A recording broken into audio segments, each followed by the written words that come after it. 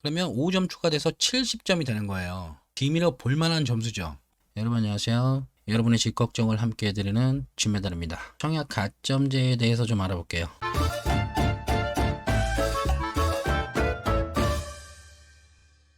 가점은 요 3개의 항목을 보는 거예요. 자, 이렇게 해서 요 점수들을 다 합치면 총점이 이렇게 84점이 되는 거고요. 이 총점이 높을수록 당첨이 되는 구조겠죠. 이 청약통장 가입기간 같은 경우에는 청약홈에서 접수를 하실 때 자동으로 계산을 해줘요. 그래서 오늘은 이 부양가족수 계산하는 방법이랑 무주택 기간 계산하는 방법만 좀 볼게요. 자, 먼저 무주택 기간인데요. 무주택 기간은 이전부터 시작해요. 이전부터 시작해서 1년에 이렇게 2점씩 해서 15년 이상 무주택일 경우에 32점을 가져가시는 건데, 무주택인지 아닌지, 요 무주택 여부는 세대원 전원을 보는 거고, 무주택 기간이 얼마나 되는지, 요 기간은 신청자와 배우자 기준으로 본다. 요걸 먼저 짚어놓고 갈게요. 저 직계 존비속이라는 얘기가 나올 텐데요. 직계 존속은 나를 기준으로 위의 혈족, 직계 비속은 나를 기준으로 밑에 혈족을 말하는 거예요. 나를 기준으로 부모님, 할머니, 할아버지, 그리고 자녀, 손자. 아래는 비속, 위에는 존속, 합쳐서 존비속. 참고로 이 형제 자매분들께서는 단계 혈족이기 때문에 직계 존비속에 포함되는 분들이 아니에요. 이 청약에서 말하는 세대와 세대원, 세대주의 정의를 좀 정리하고 가야 될 것 같아요. 세대원이란 요분들을 말해요. 요분들이 세대원이고, 요분들을 다 합친 게 세대예요. 글로만 보시면 좀 헷갈리니까 그림에 한번 입혀볼게요. 요렇게 요분들이 이렇게 한 세대의 등본으로 묶였을 경우, 요때 세대로 보는 거죠. 요분들이 이렇게. 자, 이 그림은 제가 뭐 설명을 드리는 것보다 요 그림을 보시면서 읽어보시면 그냥 이해가 되실 거예요. 한번 읽어보세요. 멈춰두시고. 여기서 중요한 건 이분들, 특히 요 형제 자매분들은 청약에서 세대원이 아니다. 청약에서 세대원이 아니라는 건 무슨 의미죠? 만약에 이 신청자가 동생과 같이 한 세대에서 살고 있는데 동생이 주택을 소유하고 있는 유주택자다. 그러면 동생이 세대원에 속한다 그러면 이분은 유주택 세대가 될 것이고, 세대에 속하지 않는다고 하면 무주택 세대가 되는 거잖아요. 형제 자매는 청약에서 세대원이 아니다. 굳이 이 세대를 정리하는 이유는 이 등본상에 같이 속해 있는 세대원분들이 전부 주택이 없어야 한다. 그리고 무주택 기간은 이 두 분만 본다. 신청자와 배우자.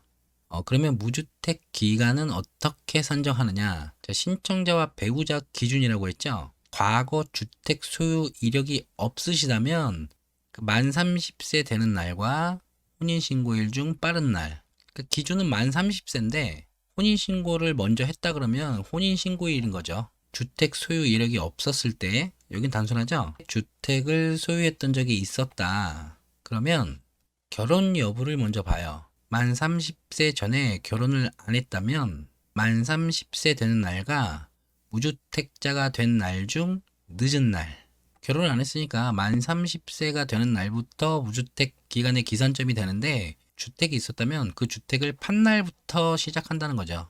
그리고 만 30세 전에 결혼을 하셨다면 30세 전이니까 요 혼인신고일인데, 주택을 소유한 이력이 있었다면 여기도 마찬가지로 무주택자가 된 날, 이게 모집 공고문에 보면 이렇게 어렵게 나와 있는데 간단해요. 만 30세를 기준으로 결혼을 안 했다 그러면 여기부터 계산하시면 되고요. 30세 전에 결혼했다 그러면 이 결혼한 날부터 계산하시면 되고, 주택을 소유한 적이 있다 그러면 무주택자가 된 날, 이 이후로, 이 전에 무주택자가 된 날은 의미가 없는 거죠. 여기서부터 어차피 여기 아니면 여기서부터 계산을 하는 거니까 그날부터 계산을 해서 입주자 모집 공고일까지라는 거예요. 그리고 이 부분, 배우자가 이 혼인 전에 집을 파셨다 그러면 요거는 제외되는 거예요. 혼인신고일부터예요, 배우자는. 자, 그렇게 해서 계산한 게 1년이 안 된다. 그러면 2점. 그리고 이렇게 쭉 무주택이었던 기간들을 계산해서 15년 이상이 되면 32점. 만점이다. 아무리 낮아도 서울 같은 경우에는 69점대는 대줘야 되잖아요. 그럼 우리 30대 분들은 물리적으로 불가능한 점수예요. 가점제보다는 추첨제를 노려라. 일반 공급을 접수하신다 그러면 특별 공급도 하나 같이 접수를 하시는 거기 때문에 30대 분들이나 뭐 가점이 낮으신 분들은 특공을 노리셔야 돼요. 이 특공을 빨리 정리해야겠구나. 그럼 부양가족수 계산이요. 한 분당 5점씩 계산해서 최고 35점. 본인은 제외하는 거예요. 5점은 먹고 들어가는 거죠. 그리고 한 명당 5점씩 이렇게 6명 이상이 만점인데 35점이다. 이거 표로 한번 정리해 봤는데요. 신청자가 있을 거고 신청자 본인은 제외다. 이거 많이 틀리세요. 이거 주의하셔야 돼요. 본인 제외다. 5점 먹고 들어가니까. 그리고 배우자분은 무조건 인정이다. 혼인신고를 하셨다면 무조건 한 명, 세대를 분리하셔도 포함되는 거예요. 이렇게 동일 세대로 있으면 당연한 거고요.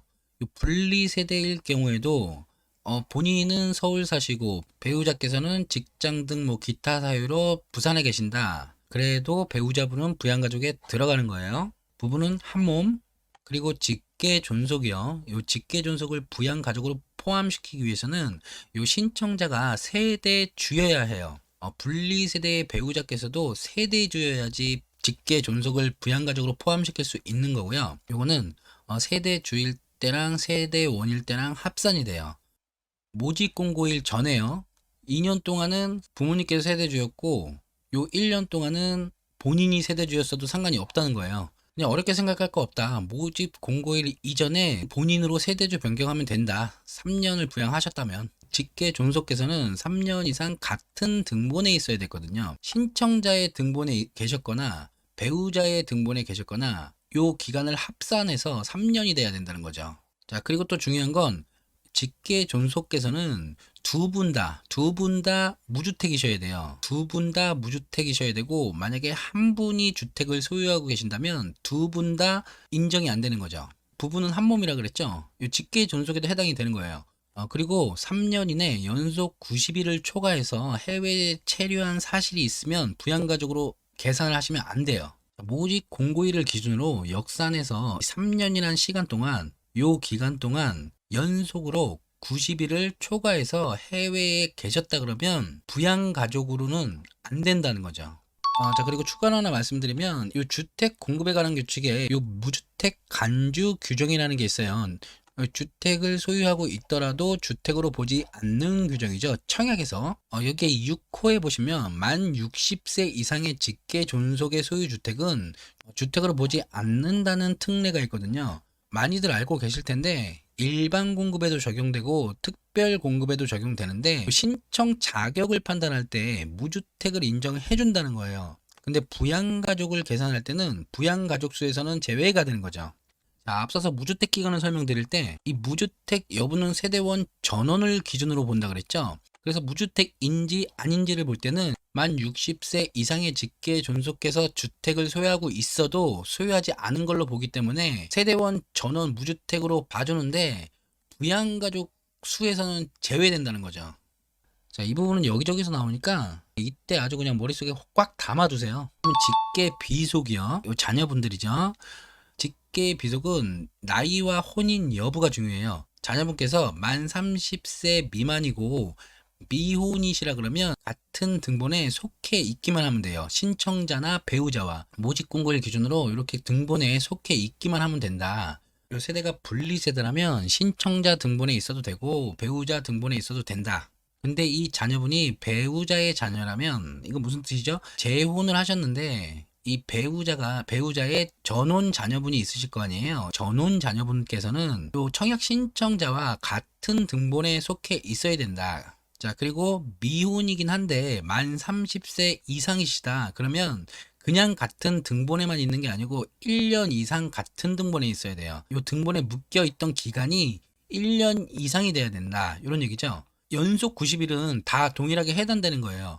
요분들께서는 1년 이내에 모집 공고일 기준으로 1년 이상 묶여 있어야 된다고 했으니까 요 1년이란 기간 내에 요 90일을 초과해서 해외에 계셨다 그러면 안 된다는 거죠. 부양가족으로. 그래서 직계 비속인데 부양가족으로 계산하실 수 없는 분들은 기혼자녀, 결혼을 하셨으면 안 되는 거예요. 기혼자녀 안 되는 거고 이혼자녀, 자녀분께서 갔다가 다시 오셨다 안 된다는 거예요. 이 손자분들은 당연히 미혼이셔야 되고 부모님께서 두 분 다 모두 사망하셨을 경우에만 인정해 주는 거예요. 정리하면 본인은 제외된다. 배우자는 무조건 인정된다. 직계 존속은 3년 이상 같은 등본에 있어야 된다. 직계 비속은 30세 미만 미혼은 같은 등본에만 있으면 되는데 30세 이상일 경우에는 1년 이상 같은 등본에 있어야 된다. 현 배우자의 전원 자녀는 신청자와 같은 등본에 있어야 된다. 자, 보통 가족 구성원이 배우자 한 분과 자녀 한 명에서 두 명이잖아요. 자녀가 한 명일 때는 5점, 두 명일 땐 10점.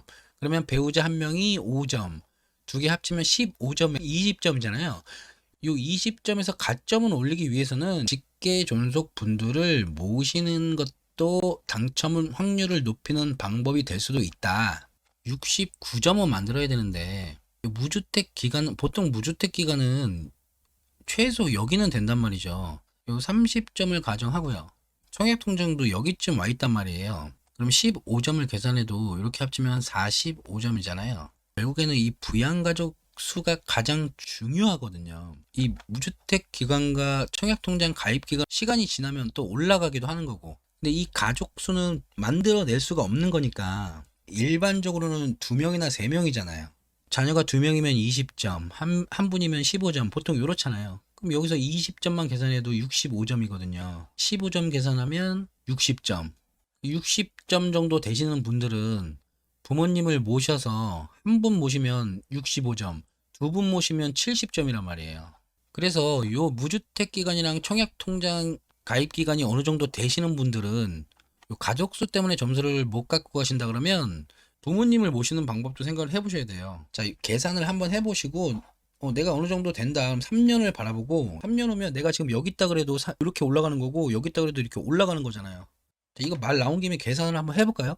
내 위치가 지금 여기 있다. 26점. 13년이다. 15점이 되겠죠. 15점. 이렇게 더하면 41점이잖아요. 41점에 1년에 2년이니까 3년 후면 6점이 추가되고요.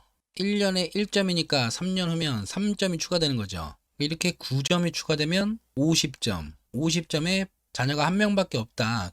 배우자는 있고 그러면 15점. 그럼 3년 후에도 65점이잖아요. 3년 후에 주택 경기가 어떻게 될지 모르겠지만 65점은 기분 좋은 점수는 아니거든요. 근데 부모님 한 분만 모셨다 3년을 그러면 5점 추가돼서 70점이 되는 거예요. 70점이면 그래도 어디 뒤밀어 볼 만한 점수죠.